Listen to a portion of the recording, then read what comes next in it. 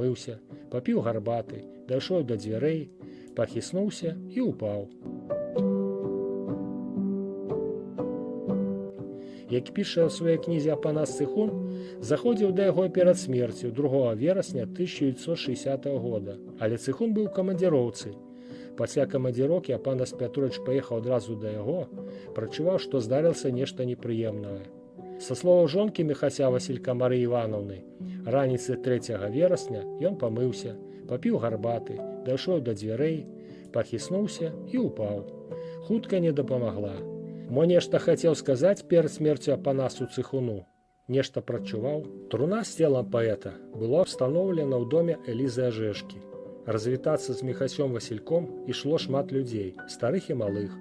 Каля труны стаялі сыны Лёлік і Ярык, жонка Марыя, сёстры паэта Надзея і Глаша, калегі па працы, прадстаўнікі ўладаў, Янка Скырган ад Саюза пісьменнікаў БССР. На развітанне апошнім выступіў сябра паэта Сергей Бондаренко з вершам памяці Міхася Васілька. А верш Апанаса Цыхуна «Сея восень янтар», прысвечаны памяці Васілька, надрукавалі ў Гродзенскай праўдзе. У дзень пахавання ўвесь дзень ішоў дождж.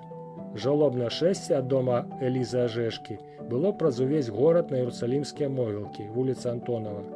Захаваліся гістарычныя здымкі з Савецкай плошчы, дзе ў першых радах ішоў Васіль Быкаў з вянком.